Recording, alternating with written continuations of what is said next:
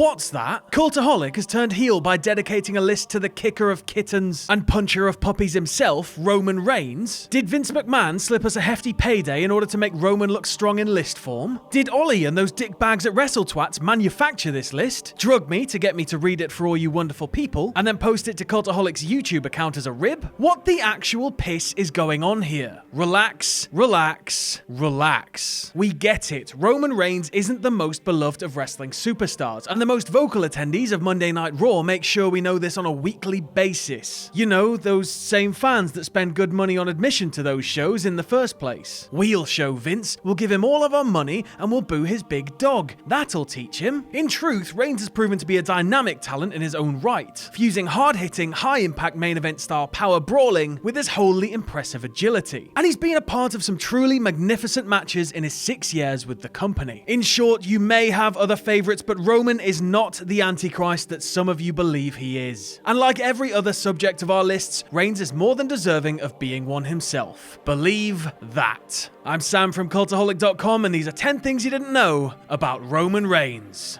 Join us. Number 10. Unexpected Idol. Reigns is just one of many branches of the rich and complex Anoa'i family tree, himself being the son of WWE Hall of Famer Seeker of the Wild Samoans. Other blood relatives include departed brother Matt Rosie Anoa'i of 3 Minute Warning, as well as Uncle Afa and cousins Yokozuna, Rikishi, Umaga, and Tama of the Islanders, among many others. He's also first cousin once removed to The Rock, as well as Jimmy and Jey Uso. Now that is a collection of wrestling royalty. Yet, Reigns' idol in professional wrestling wasn't somebody from his blood, but rather another generational performer in Bret the Hitman Hart. One could see the parallel in that while many of Reigns' wrestling relatives were wild, loud, and commanding, he was much more understated and calm, just like Bret. In an interview with Yahoo in 2015, Reigns admitted that as a child he dreamed about being one of those kids in the front row that earned a pair of wraparound sunglasses from the Hitman.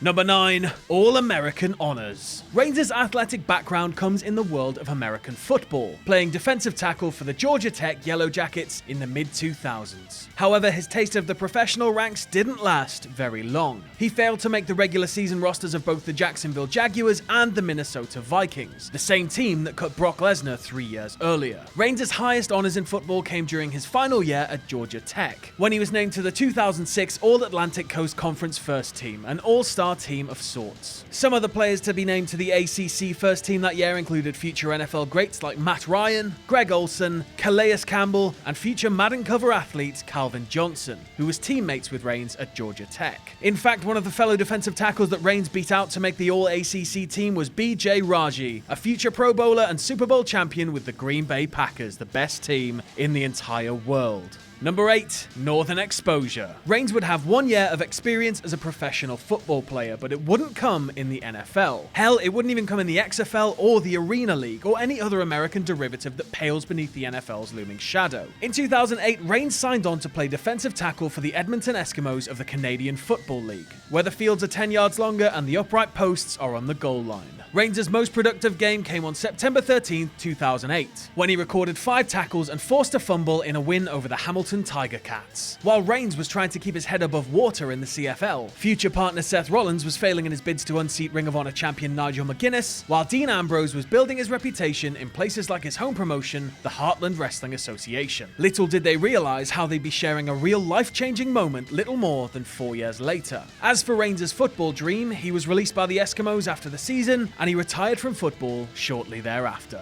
Number 7. Generational Clash. On August 19, 2010, Roman Reigns wrestled the first match of his career in NXT's predecessor, Florida Championship Wrestling. The match was a 15-man battle royal won by Alex Riley. Some of the other men inside the ring during Reigns' maiden match included Titus O'Neil, Jey Uso, Low Ki, Big E, and Xavier Woods, among many others. It feels weird that both Percy Watson and Brad Maddox can claim to have had Reigns' first match and both be right.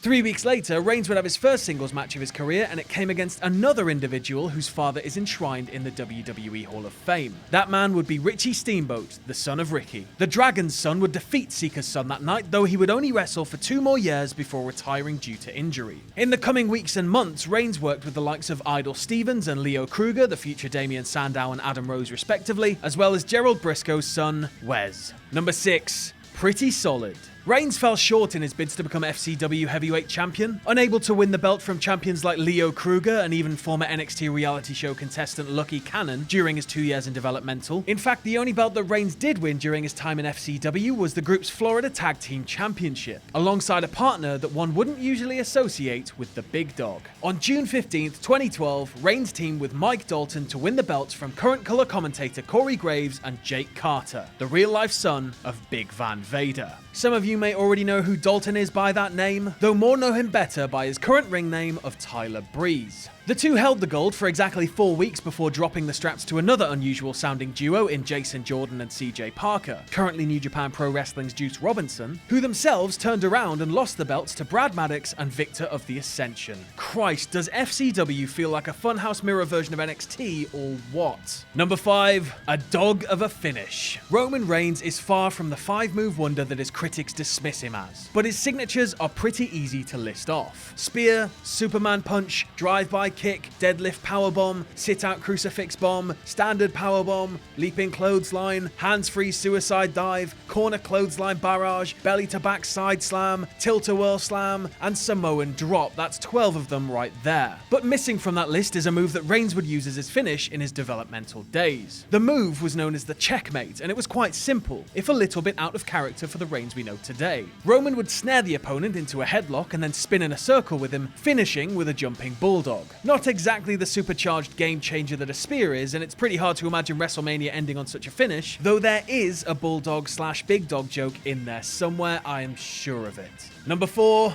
deep in the mix. With Reigns being the focal point of WWE's flagship show Raw for the past several years, you'd think his championship dominance would consist of unfathomably long title reigns. Reigns did, reign 3 times as WWE Champion before the belt was made exclusive to SmackDown, but mostly Reigns was more apt to chase champions than actually be a champion himself. This is something that's often forgotten until you actually look at the title history. Reigns' 3 WWE title runs between 2015 and 2016 combined for 118 days. Or roughly 4 total months. That ties him for 29th place with Ric Flair out of 50 total recognized champions for most combined days with the belt. There are a number of one-time WWE title holders, including Ultimate Warrior, JBL, The Miz, Eddie Guerrero, and Jinder Mahal, whose sole runs with the belt are longer than all 3 of Roman's put together. In fact, the only men to have had the belt at least 3 times to have less total days with the belt than Reigns are Daniel Bryan and Mick Foley. Number 3, a tale of 2 accolades.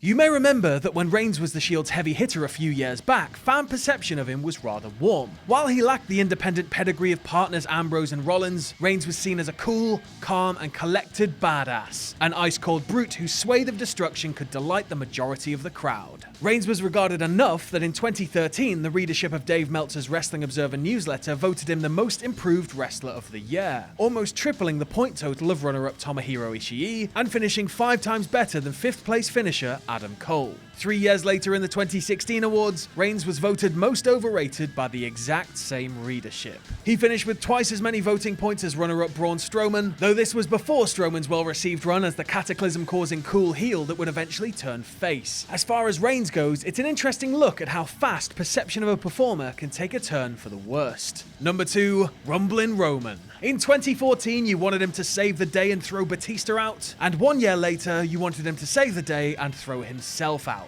See what we mean about people being fickle? In any event, the last 5 men's Royal Rumble matches, not counting that questionable jaunt to Jeddah, have seen Reigns play a crucial part in the final stages, giving him a unique claim. Reigns isn't the first man to show up in 5 different Royal Rumble Final Fours. Randy Orton and Kane each share the record with 6 apiece, but Roman is the only man in Rumble match history to appear in 5 consecutive Final Fours. From 2014 through 2018, Reigns either won the match, 2015, finished 2nd, 2014, 2017, and 2018, or came in 3rd, 2016. So the last 5 Rumble matches have either seen Reigns win a match or be eliminated by the eventual winner. That's certainly one way to make Roman look strong, isn't it? And number 1, the headliner. Well, if you hate Roman Reigns with hot pepper up the arse like Fury, this next fact is only gonna trigger you, so be forewarned.